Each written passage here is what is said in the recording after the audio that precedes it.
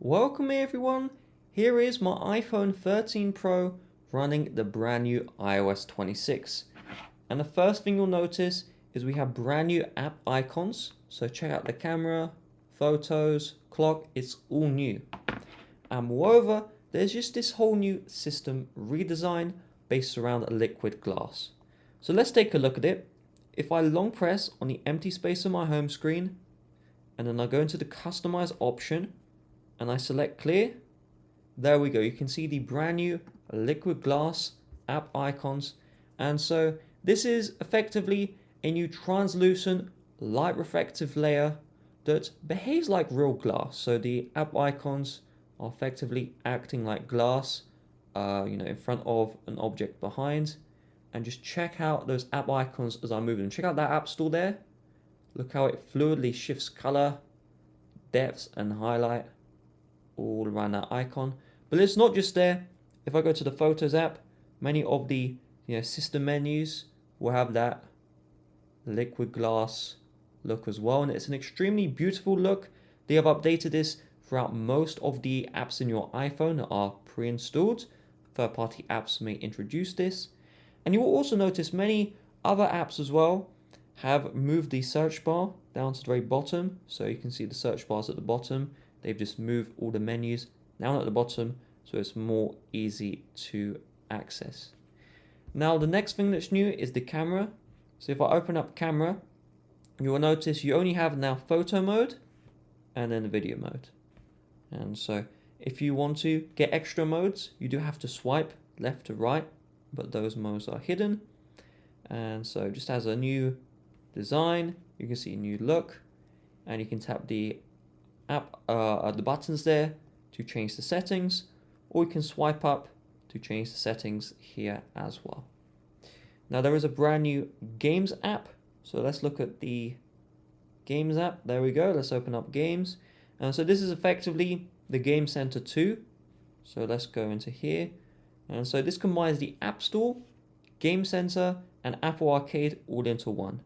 So you can see your games here, and even if they aren't installed, it will give you the option to install the game, and you won't actually need to open the App Store. So you can see it's just installing the game just like that without any problems.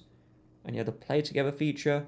And so supported games will eventually roll out a feature where you can 1v1 friends, even in single player games, so you can chase for that high score.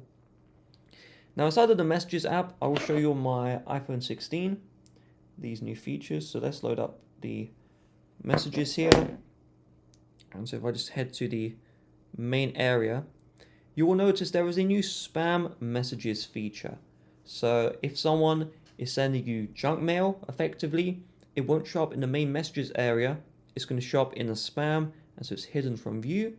But SMS verification codes, those are not going to be put into the spam area, which is good to see. Now, another thing as well is if I go into here, you can see you have brand new polls. So if you tap on plus, you have the polls option. And so with the polls option, let's see the polls option there, you can create polls. That's how they look like. Now, if you're in a group chat and multiple people are sending a message, or just someone sending a message in a group chat, before you just see a bubble. Now you see the bubble and the person's name, which is great. There's also a live translate feature, but that didn't come out for iPhone 13 Pro, so just keep that one in mind. That is an Apple Intelligence feature only.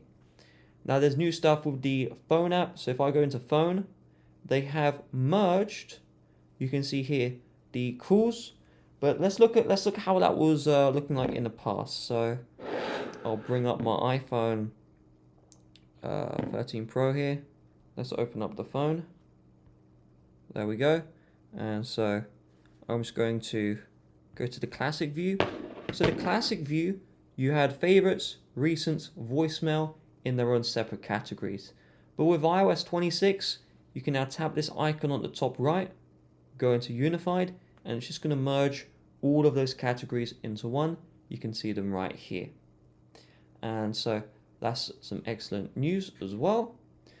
When you are making a phone call, or someone calls you and they haven't called you before, it will actually block the call from going through to your phone, so you won't even see it.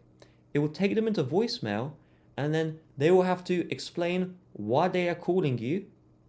Once that explanation is made, that explanation will show up on your iPhone, and you will have the option to pick up the call or not. So once they make that explanation, it will still show the call icon, it still will ring your device, and then you can pick up or you don't pick up, which is extremely useful there. So those are the main features. What about the actual performance? Well, on iPhone 13 Pro, I left my phone overnight. It's running well.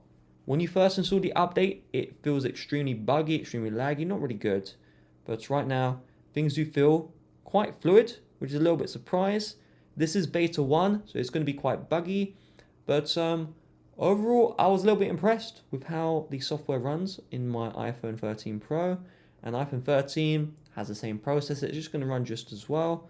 The phone didn't get too hot, the phone ain't overheating, the battery is good, well, good for beta. It's not as good as the iOS 18.5. And so should you install this update? Honestly, no, I didn't even install it in my iPhone 15 Pro Max, which is my personal iPhone here. It's my daily driver phone. The simple reason is just the bugs in beta, the instability. Like, I noticed it just isn't something I can trust, because right now things seem okay-ish, but if something goes wrong, I can't use my phone, I need to use my phone, so I just wouldn't trust using developer beta 1.